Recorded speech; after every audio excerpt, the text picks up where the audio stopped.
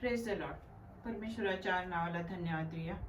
परमेश्वराने आज आपल्यामध्ये येऊन परत एकदा वचनाची सेवा करण्याची संधी दिली, याबद्दल परमेश्वराच्या नावाला धन्यवाद देऊया.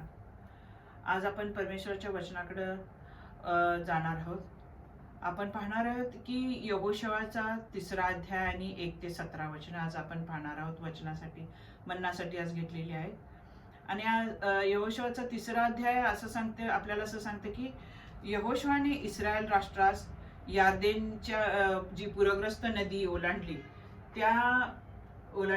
या लोकांच्या मनात एक प्रमुख ध्येय होते. ते काय? यरिहो शहर काबीज करण्यासाठी, जे लष्करी दृष्ट्या फार महत्वाचं एक होतं. आणि जे वचन दिलेले जमीन जी होती, जी देवानी त्यांना दिलेली होती, ती जिंकण्याचा मार्ग तयार कर. आणि तथापि त्याच्यापुढे एक आव्हान होतं. यरिहो येथे ही यार्देनची जी नदी आहे, तिचा प्रवाह अतिशय वेगवान आहे आणि तो कापणीचा हंगाम होता. आणि लेबनन या ठिकाणी जो पर्वतावरील बर्फ वितळ्यामध्ये ती नदी काय होती? ओसांडून वाहत होती. आणि त्याला यहोशवाला या ठिकाणातून त्याला सर्वांना घेऊन जायचं होतं. जे जवळजवळ 2-3 लाख जे लोक होते, त्या लोकांना तो घेऊन जाणार होता. आणि यहोशवा आणि इस्रायल लोकांप्रमाणे मला खात्री आहे की नवीन वर्षात आपल्या सर्वांची नवीन उद्दिष्ट आहेत, नाही का? वैयक्तिक आहे, शैक्षणिक आहे, किंवा आध्यात्मिक आहेत, किंवा व्यावसायिक आहेत. त्याचप्रमाणे आपण या ध्येयाकडे धाव घेत असताना आपल्याला अकल्पनीय आव्हानांना सामोरे जावं लागतं. पुष्कळ आव्हानांना आपल्याला समोर जावं लागतं. आणि आजच्या या वचनावर मनन करत असताना आणि या आव्हानावर मात कशी करायची याबद्दल आज आपण थोडक्यात पाहणार आहोत. यहोशवाला जे कार्य दिलं होतं ते सोपं नव्हतं. पूर आलेली नदी होती, जवळजवळ 1 मैल रुंद होती. जवळजवळ 2-3 लाख लोकांना त्याला सुरक्षित नेण्याची जबाबदारी यहोशवाची होती. आणि त्यांनी काय केलेली आहे? तात्काळ कारवाई केलेली आहे. तो परिस्थिती सुधारण्याची वाट पाहू शकला असता, पण त्याऐवजी त्याने काय केले? पटकन त्यांनी काय केलं? विचार केला आणि तात्काळ त्वरित त्यांनी कारवाई केलेली आपण पाहू शकतो यहोशवाच्या 3ऱ्या अध्यायात आणि 1ल्या वचनात. आणि बहुतेक लोक जेव्हा कठीण आणि जेव्हा जोखमीच्या कामांना समोर जातात, तेव्हा ते शक्य तितक्या लांब ठेवतात. बऱ्याचदा ते फक्त प्रकरणाचंच बिघड होते, म्हणजे ते सगळं प्रकरणच काय होतं? बिघडून जातं. आणि यावर्षी जेव्हा आपल्याला आव्हानात्मक परिस्थितीचा सामना करावा लागतो, तेव्हा विलंब करू नका. ज्यावेळी आपल्याला परिस्थिती जेव्हा अवघड असते, आव्हानात्मक असते, त्यावेळी आपण परमेश्वराचं सहाय्य घेतलं पाहिजे. देवाच्या सामर्थ्यावर आणि बुद्धीवर विश्वास ठेवला पाहिजे. सकाळी लवकर उठून त्याचकडे गेलं पाहिजे. आणि दिवसाच्या शेवटी देखील आपण ज्या गोष्टी केल्या त्याचा आपण आनंद घेतला पाहिजे. आणि त्यासाठी आपण परमेश्वराचे आभार मानले पाहिजे. तर यासाठी काय केलं पाहिजे? आपण त्वरित गोष्टीवर कारवाई केली पाहिजे. कितीही अडचणी आल्या, कितीही आव्हान आले, तरी त्यावर आपण मात मिळवायची. कशाने? परमेश्वराच्या सहाय्याने आणि सामर्थ्याने. आणि आपण पूर्णपणे त्याच्यावर अवलंबून असलं पाहिजे. दुसरी गोष्ट अशी आहे की त्यांनी जे नेते होते, नेत्यांनी लेवी याजकांचं पालन करण्याची देवाची आज्ञा लोकांसमोर जाहीर केली. देवाची जी आज्ञा होती ती लोकांसमोर त्यांनी जाहीर केली. आपण पाहू शकतो यहोशवाच्या या 3ऱ्या अध्यायात 2-3 वचनामध्ये लिहिलेले आहे. आध्यात्मिक नेते ही दैवी मार्गदर्शक आहेत, जे देवाने आपल्याला ख्रिस्ती वाटचालीत मार्गदर्शन करण्यासाठी नेमले आहेत. आणि आपण त्यांचं अनुसरण केलं म्हणजे आपल्या चर्चचे मंडळीचे पाळक असतात, विश्वासणारे मोठे जे संदेष्टे असतात, त्यांचं आपण मार्गदर्शन घेतलं पाहिजे. मागील पिढी वाळवंटात मरण पावली, कारण त्यांनी मोशेच्या सूचनांचा तिरस्कार केला. आणि यहोशवाला आशीर्वाद मिळाला, कारण त्यांनी सुरुवातीपासून मोशेची आज्ञा पाळली आणि तो या सर्व लोकांना तो घेऊन चाललेला आहे. आपल्यापैकी बहुतेकांना देवाचे आशीर्वाद चुकतात. पुष्कळांना आशीर्वाद मिळत नाही, कारण आपण आपल्या आध्यात्मिक नेत्यांच्या सल्ल्याकडे आपण काय करतो? दुर्लक्ष करतो. परमेश्वराच्या वचनाकडे आपण दुर्लक्ष करतो. परमेश्वराचं वचन आपण घेत नाही, त्याचं मार्गदर्शन घेत नाही, त्याचं सामर्थ्य आपण घेत नाही. आणि त्यामुळे काय होतो, आपण त्याचे आशीर्वाद चुकवतो. आणि या अधिकाऱ्याची आपण आज्ञा न पाळल्यामुळे आपण काय करतो, थेट आपण देवाविरुद्ध बंड उडवतो. अगदी नवीन वर्षात आपण जेव्हा पाऊल ठेवत असताना परमेश्वराला सादर करण्याची नवीन वचनबद्धता आपण केली पाहिजे.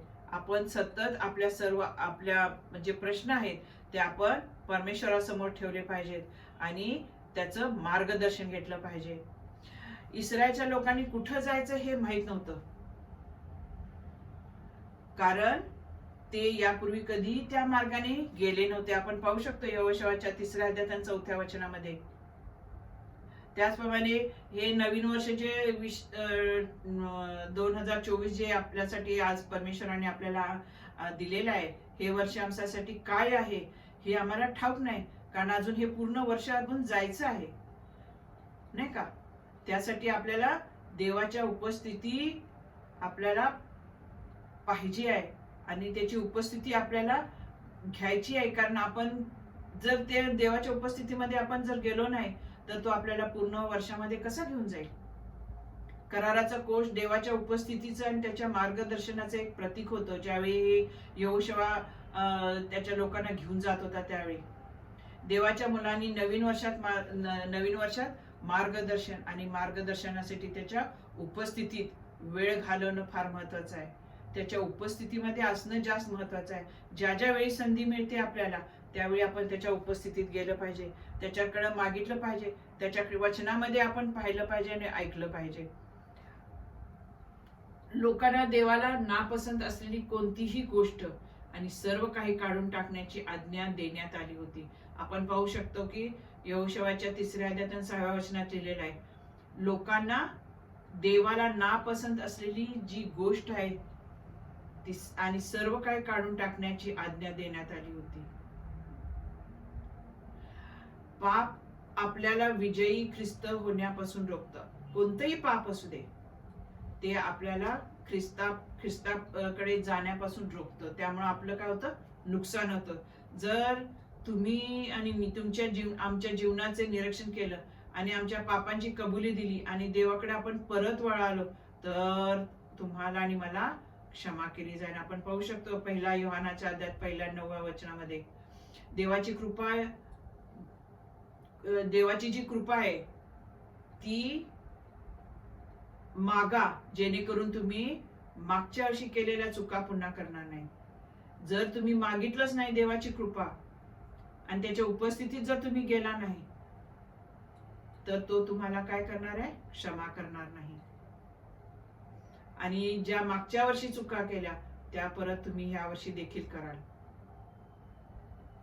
देवाचं वचन दिलं होते की ज्या राष्ट्राने त्यांना वचन दिले होते त्या राष्ट्रांना ते विजय मिळवतील. यहोशुआच्या 3ऱ्या अध्यायात 9 ते 13 मध्ये लिहिलेलं आहे, देवाने वचन दिले होते की ज्या राष्ट्रांनी त्यांना वचन दिले होते त्या राष्ट्रांवर ते विजय मिळवतील.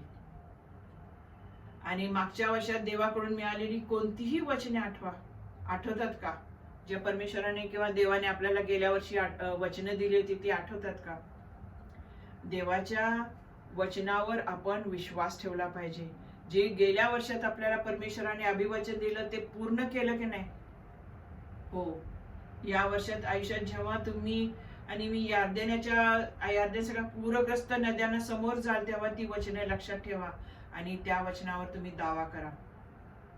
कृतीशिवाय विश्वास मृत आहे. आपण पाहू शकतो याकोबाच्या 2ऱ्या अध्यायात 17 वचनामध्ये, तुम्ही तुमचा विश्वास जीवनातील आव्हानाला लागू केला पाहिजे.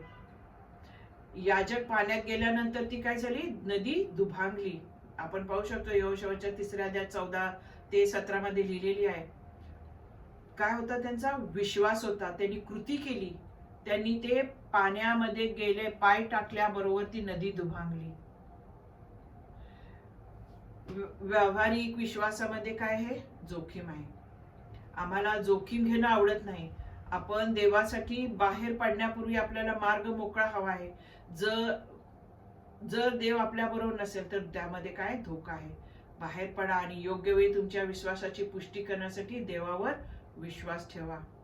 ज्या परमेश्वराने समुद्र दुभावून ह्या लोकांना बाहेर काढलं, त्या लोकांना त्या परमेश्वराला नदी किती छोटी आहे ना का, आणि ती त्या नदीमध्ये पाय ठेवल्याबरोबर ती नदी काय झाली, दुभावली.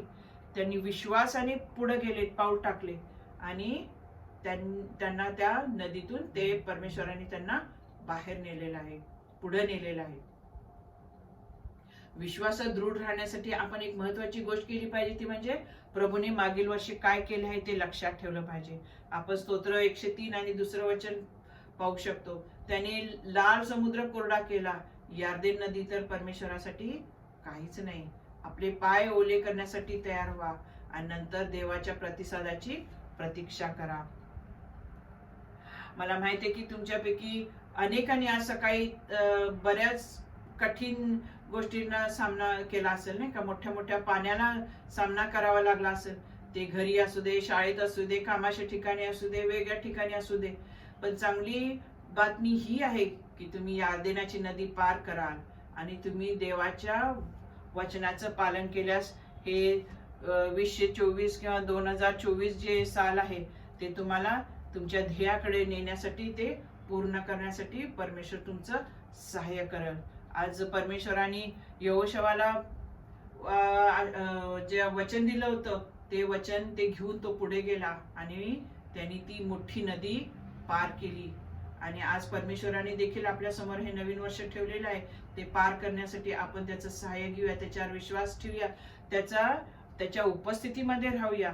म्हणजे तो तुम्हाला आणि मला या वर्षामध्ये काय करेल, तो सांभाळून घेऊन जाईल.